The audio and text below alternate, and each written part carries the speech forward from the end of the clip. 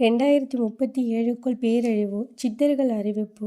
கலியுகத்தில் நாட்டு நடப்பு எவ்வாறு இருக்கும் என்று நந்திதேவர், ஸ்னேந்திரா மாமுனிவர் முதலான சித்தர்கள் பாடியுள்ளனர்.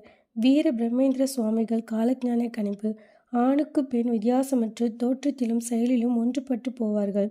ஒருவருக்கு ஒருவர் மனைவி எனும் நிலை கெடும். அரசே பெண்கள் கருச்சிதைவுக்கு ஆதரவு ஊக்கமும் அளிக்கும். பெண்களின் தூய்மை, நாகரிகம் மற்றும் மாயவசத்தால் அழிக்கப்படும்.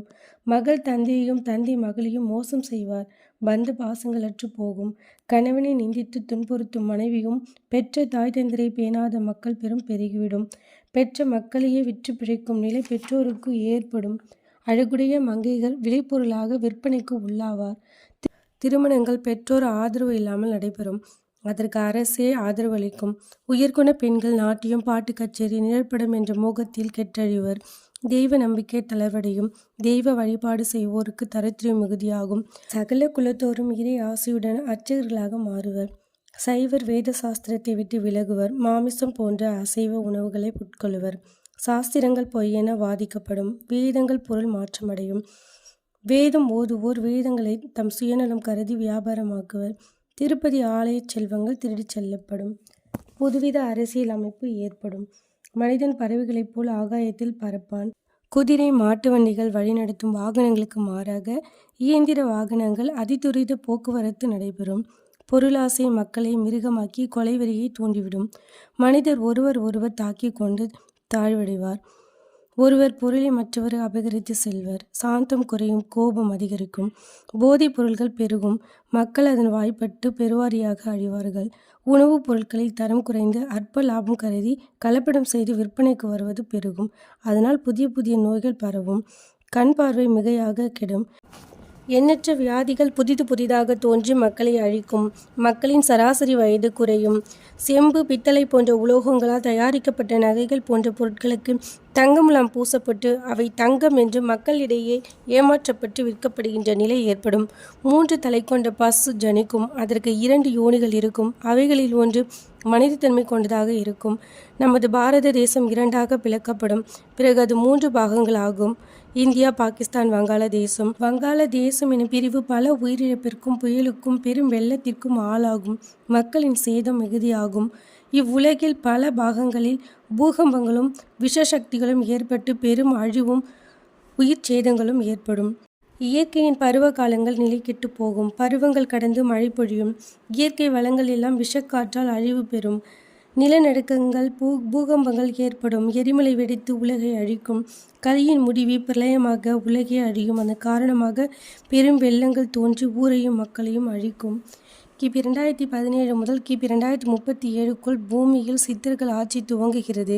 சித்தர்கள் இந்த பாரதத்தை மையமாக கொண்டு இந்த பூமியை ஆட்சி செய்ய போகிறார்கள். பழனி மலையில் இருக்கும் நவபாஷண முருகன் சிலை சிதைந்துவிட்டது என்று நம் அனைவருக்கும் தெரியும். இந்த சிலை போகர் நிறுவினார். அவர் இதேபோல் 9 நவபாஷண சிலைகளை உருவாக்கி பழனி மலையிலும் அதை சுற்றி உள்ள சில இடங்களில் மறைத்து வைத்திருக்கிறார்.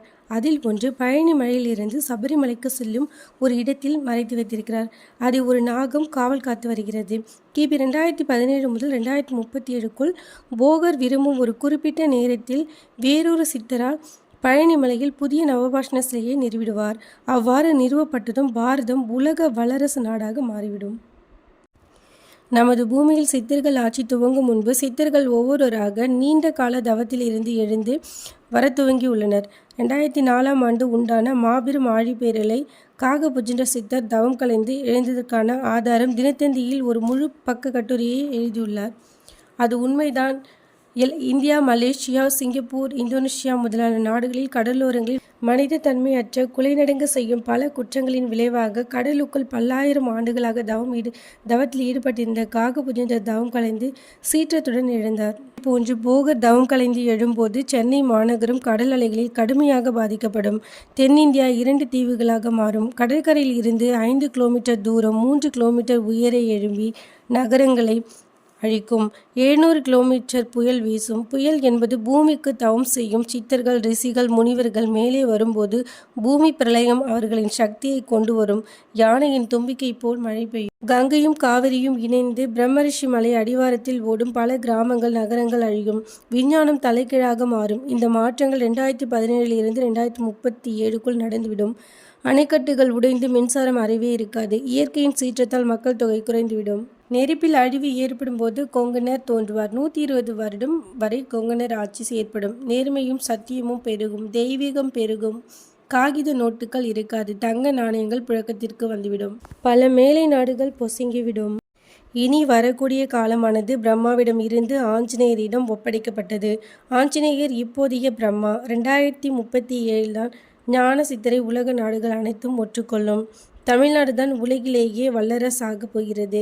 உலகமே அதனுடைய ஆட்சியின் கீழ் வரப்போகிறது. உலகத்திற்கே வழிகாட்டப் போகிற ஜோதி சென்னையிலிருந்து தான் புறப்பட போகிறது. 18 சித்தர்கள் பிறந்துள்ளனர். அவர்கள் இந்த ஞான சித்தரிடம் வந்து பேசுவார்கள். அவர் யார் என்று பரஞ்சோதி சுவாமிகளுக்கு அகத்தியர் காட்டியுள்ளார்.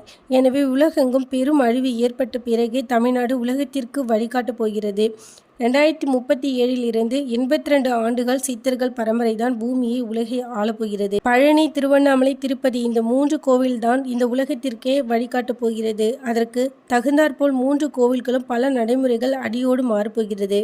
2ஆம் பாகத்தில் கலியுகம் மொத்தம் எத்தனை ஆண்டுகள், அதில் எத்தனை ஆண்டுகள் முடிந்துள்ளன, மீதம் எத்தனை ஆண்டுகள் இருக்கின்றன, இதில் சித்தர்கால ஆட்சிகள் எவ்வளவு, மீதமுள்ள காலங்கள் எப்படி என்பதையும், இந்த பேரழிவிலிருந்து நாம் தப்பிக்க என்ன செய்ய வேண்டும் என்பதற்கான வழிகளையும் நான் 2ஆம் பாகத்தில் சொல்கிறேன். இந்த வீடியோவை எல்லாருக்கும் அனுப்புங்க. லைக் பண்ணுங்கள், ஷேர் பண்ணுங்கள், கமெண்ட் பண்ணுங்கள். மறந்துடாமல் சப்ஸ்கிரைப் பண்ணுங்கள். தேங்க்யூ.